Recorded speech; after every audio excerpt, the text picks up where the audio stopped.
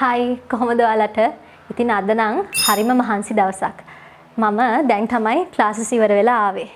So I'm so tired. මට අද හරිම මහන්සි දවසක්. I can hardly keep my eyes open. මොකක්ද expression එක? I can hardly keep my eyes open කියලා කියන්නේ I'm extremely tired and I cannot stop myself from falling asleep. ඒ කියන්නේ මට හරිම මහන්සි ඒ වගේම මට නිදිමත එන එක මටවත් පාලනය කරගන්න බෑ. මටවත් නවත්ත ගන්න බෑ කියන එක තමයි I can hardly keep my eyes open කියන මේ phrase එකේ meaning එක වෙන්නේ. ඉතින් මේ phrase එක ඔයාලට use කරන්න පුළුවන් ඔයාලා කොහේ හරි ගිහිල්ලා tired වෙලා නම් ගෙදර ආවේ අන්න ඒ වගේ අවස්ථාවකදී ඔයාලට මේ phrase එක use කරන්න පුළුවන්. I'm extremely tired කියන මේ phrase එකට සමාන phrase එකක් තමයි මේ I can hardly keep my eyes open කියලා කියන්නේ. හැබැයි ඉතින් මහන්සියකුත් නෑ මොකද අපි ෆ්‍රී සෙමිනාර්ස් එහෙම කරාට පස්සේ ක්ලාස් නම්බර්ස් වලට එන මැසේජස් දැක්කහම ඉතින් මහන්සියක් නැති වෙලාම යනවා. ඉතින් ඔයාලට දැන් ස්ක්‍රීන් එකේ බලා ගන්න පුළුවන් ක්ලාස් නම්බර්ස් වලට අපේ ක්ලාසස් ගැන ළමයි දක්වපු අදහස්. දැන් මම අද හිතුවා ඔයාලට කෙනෙක්ව අප්‍රීෂিয়েට් කරන්නේ කොහොමද කෙනෙක්ව ඉංග්‍රීසි වලින් අගය කරන්නේ කොහොමද කියලා ඔයාලට කියලා දෙන්න. හරි අපි බලමු කෙනෙක්ව අප්‍රීෂিয়েට් කරද්දී අපිට ඉංග්‍රීසි වලින් යූස් කරන්න පුළුවන් phrases and expressions මොනවද කියලා. හිතන්න ඔයාලා දැන් කෙනෙක්ව අප්‍රීෂিয়েට් කරනකොට ඔයා එයාට thank you කියනවානේ. එතකොට thank you කියන්න අපිට use කරන්න පුළුවන් different phrases and expressions මොනවාද? ඒවා ගැන මම lesson එකක් කරලා තියෙනවා. ඉතින් ඔයාලට මෙතන description box එකේ සහ මෙතන card එකක් පෙන්නයි. එතන card එකෙන් ගිහිල්ලා ඔයාලට thank you කියන්න පුළුවන් different ways ඉගෙන ගන්න පුළුවන්. ඉතින් අද අපි කතා කරමු කෙනෙක්ව appreciate කරද්දී use කරන්න පුළුවන් phrases and expressions මොනවාද කියලා. පළවෙනි expression එක තමයි you are a life saver.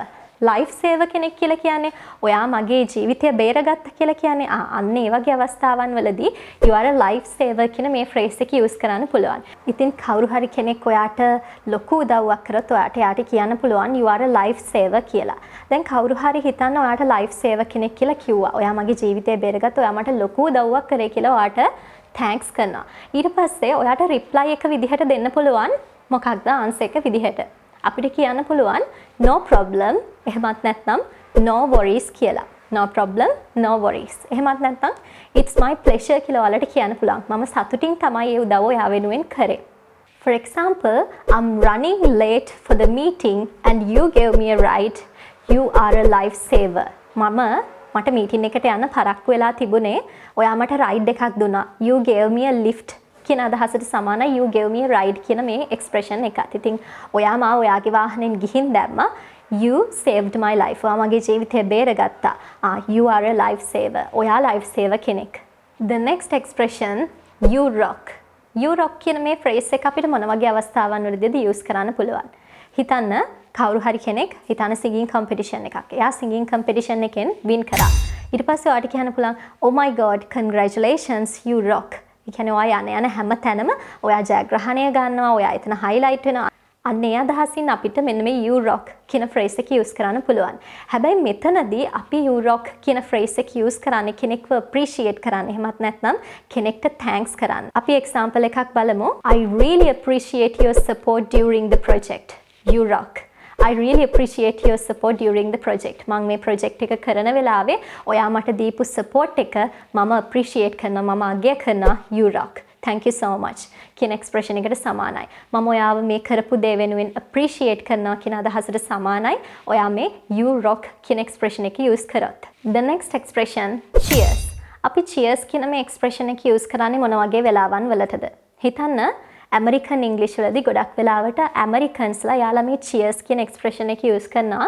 හිතන්න මොනවා හරි party එකක් අවස්ථාවේදී යාලා drinks ගන්න වගේ අවස්ථාවන් තියෙනවානේ.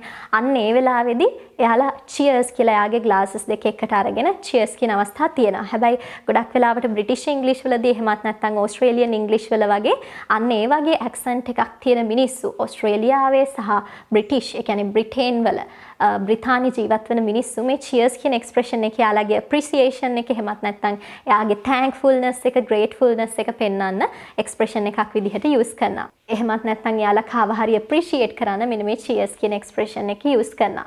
For example, I'm grateful for your support. Cheers. I'm grateful for your support කියලා කියන්නේ මම ඔයා මට කරපු උදව්වට ස්තුතිපූර්වක වෙනවා. මගේ හිතේ තියෙන thankfulness එක gratefulness එක තමයි මෙතනදී අපි express කරන්නේ. එතකොට thank you so much කියනවා වෙනුවට මෙතනදී I appreciate you කියනවා වෙනුවට මෙතනදී cheers කියන expression එක අපි අරගෙන තියෙනවා. The next expression I'm indebted to you.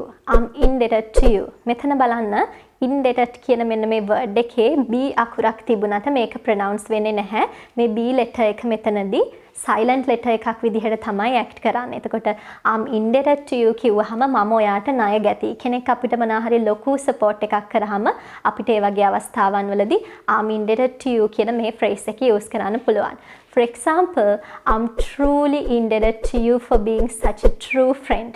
මම ඇත්තටම ඔයාට ණය ගැති මට මෙච්චර හොඳ යාළුවෙක් වුණ එකට කියලා කියන්නේ. අන්න ඒ වගේ අවස්ථාවන් වලදී මෙන්න මේ I'm truly indebted to you කියන මේ phrase එක ඔයාලට use කරන්න පුළුවන්. The next expression I'm eternally grateful. I'm eternally grateful කියලා කියන්නේ මොකක්ද? ඒකේ meaning එක තමයි it means that you are thankful in a way which goes beyond mere words. ඒ කියන්නේ අපිට ඒක වචන වලින් කියන්න බෑ. ඔය අපිට කරපු උදව්ව වචන වලින් මනින්න බෑ කියලා අපි සාමාන්‍යයෙන් සිංහලෙන් කියන්නේ. ඔන්න ඕක තමයි I'm eternally grateful කියලා කියන්නේ. For example, you've been there for me when I needed it the most. I'm eternally grateful for your kindness.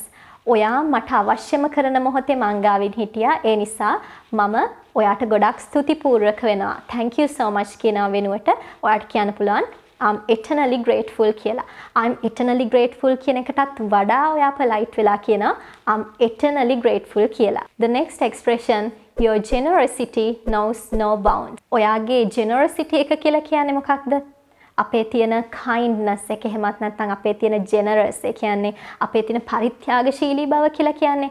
ඔයාගේ තියෙන පරිත්‍යාගශීලී බවට සීමා නැහැ. ඒක limitless කියලා කියනවා. For example, you are such a kind soul and your generosity knows no bounds. ඔයා හරිම කරුණාවන්ත මිනිසෙක් සහ ඔයාගේ තියෙන මේ generous ගතියට ඔයාගේ තියෙන පරිත්‍යාගශීලී බවට ඒ තියෙන ඔයාගේ හොඳ qualities වලට කිසිම සීමාවක් නැහැ. ඒවා හරිම limitless කියලා කියනවා. එතකොට අපි thank you so much කියන්න ඕන නැහැ. මේ වගේ ලස්සන expression එකක් use කරලා ඔයාට පුළුවන් ඔයාගේ තියෙන thankfulness එක එහෙමත් නැත්නම් වෙනත් කෙනෙක්ව appreciate කරන්න ඔයාලට පුළුවන්. The next expression you always go above and beyond. You always go above and beyond කියලා කියන්නේ ඔයා ඉහළ පහළ යනවා කියන එකද?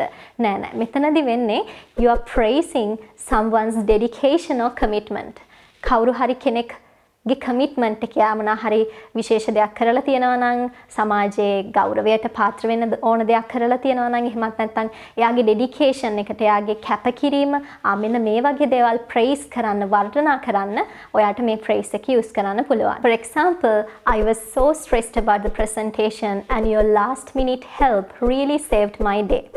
ඒ කියන්නේ මම ප්‍රසන්ටේෂන් එක ගැන ගොඩක් ස්ට්‍රෙස් වෙලා ගොඩක් කලබලෙන් හිටියේ. හැබැයි ඔයා මට අවසාන මොහොතේදී ඇවිල්ලා හෙල්ප් කරා. ඒක නිසා මගේ ජීවිතේ බේරුණා. ඒ කියන්නේ මම මේ වැඩෙන් බේරුණා. අද දවසේ මගේ ගොඩ ගියා කියලා කියන්නේ ඔන්න ඕක තමයි මේ ෆ්‍රේස් එකෙන් කියවෙන්නේ. ඊට පස්සේ ඔයාලට කියන්න පුළුවන් you always go above and beyond when I need it. මට අවශ්‍ය කරන හැම වෙලාවෙදිම ඔයා මට සපෝට් කරනවා. ඒ සපෝට් කරන එකට I appreciate you. මම ඔයාව අගය කරනවා and thank you so much කියන අදහස තමයි මේ expression එකේ තියෙන්නේ. The next and the final expression you've done a great job.